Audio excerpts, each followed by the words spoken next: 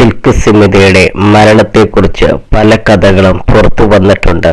നടിയുടെ മരണത്തിനു ശേഷം പോസ്റ്റ്മോർട്ടത്തിന് കൊണ്ടുവന്നപ്പോൾ ഉണ്ടായ കാര്യങ്ങൾ റിട്ടയർഡ് പോലീസായ മണി വെളിപ്പെടുത്തിയിരുന്നു. VIP ആണെങ്കിലും അല്ലെങ്കിലും അവർക്ക് കൊടുക്കേണ്ട മര്യാദ കൊടുത്തിരുന്നു എന്നാണ് പോലീസ് വ്യക്തമാക്കിയത്.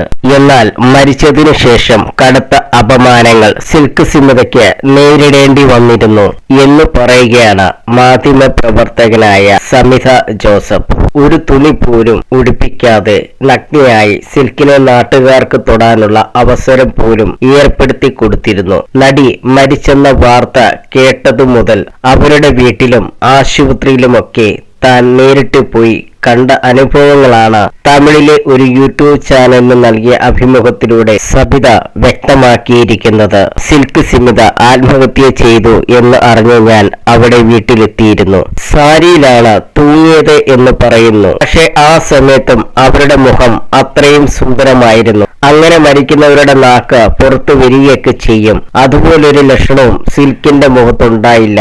പിന്നെ പണമുണ്ടെങ്കിൽ ഇതൊക്കെ ആത്മഹത്യയായി മാറാൻ സാധിക്കും. അക്കാലത്ത് സിൽക്കിന്റെ ഡോക്ടറാണ് നടിയുടെ മരണത്തിന് കാരണമായിരിക്കുന്നതെന്നാണ് പറഞ്ഞു കേട്ടിരുന്നത്. കുട്ടികളുടെ സ്വഭാവമായിരുന്നു സിൽക്കിന്. അവരുടെ കൂടെ അഭിനയിക്കാൻ എല്ലാ താരങ്ങളും ആഗ്രഹിച്ചിരുന്നു. ഒരിക്കൽ നടൻ സത്യരാജ് അവർക്കൊപ്പം അഭിനയിക്കാനെത്തി. എന്നാൽ ഞാൻ ഇവന്റെ കൂടെ അഭിനയിക്കില്ലെന്ന് പറഞ്ഞ് നടി വാശി പിടിച്ചു.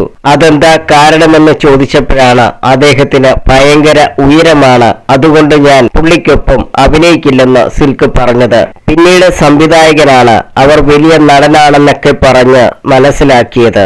സിൽക്കിന്റെ മരണത്തിന് ശേഷം രാജീവ് ഗാന്ധി ആശുപത്രിയിൽ മൃതദേഹം കിടത്തിയപ്പോൾ ഒരു തുണി പോലും ഇല്ലായിരുന്നു. ഇതിനെ തുടർന്ന് പൊതുജനങ്ങളുടെ അടുത്തു നിന്ന് പോലും പ്രശ്നങ്ങളുണ്ടായി. ഇത്രയും വലിയൊരു നടിയല്ലേ, അവരുടെ ദേഹത്ത് ഒരു തുണിയെങ്കിലും എടുത്തിട്ടൂടെ, ഇങ്ങനെ അപമാനപ്പെടുത്തല്ലേ എന്ന് ഞാൻ അവിടെ പറഞ്ഞിരുന്നു. അവിടെ ഉണ്ടായിരുന്ന VIP-കളിൽ ചിലർക്ക് അവരെ തൊട്ടു നോക്കണം എന്നൊക്കെ ആഗ്രഹം ഉണ്ടായിരുന്നു. മരിച്ചു പോയെങ്കിലും സ്വപ്ന നടിയായതുകൊണ്ട് ആരും അവരെ വെറുതെ വിട്ടില്ല. ബ്ലാക്ക് ടിക്കറ്റ് എടുത്ത് സിനിമ കാണുന്നത് പോലെ സിൽക്കിനെ തൊടാൻ വേണ്ടിയുള്ള അവസരവും അവിടെ ഉണ്ടായി എന്നാണ് സബിത ജോസഫ് പറയുന്നത്.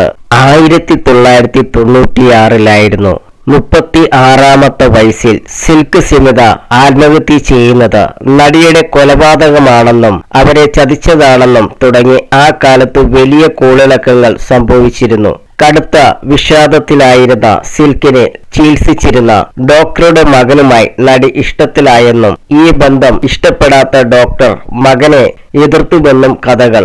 ഇതിനെ തുടർന്നുള്ള പ്രണയ നൈരാശ്യത്തിൽ സിൽക്ക് സ്മിത ആത്മഹത്യ ചെയ്തുവെന്നാണ് ഏറ്റവും ഒടുവിൽ വരുന്ന കഥകൾ. സിൽക്ക് സ്മിത മരിച്ചിട്ട് 30 വർഷം പൂർത്തിയാകുകയാണ്. എന്നിട്ടും അവരുടെ ജീവിതവും മരണവുമൊക്കെ ഇന്നും വലിയ ചർച്ചയായി മാറുന്നു എന്നത് തന്നെയാണ് അത്ഭുതപ്പെടുത്തുന്ന കാര്യമാണ്. അത്രയോളം ജനപ്രീതി വളരാൻ നടിക്ക് സാധിച്ചിരുന്നു.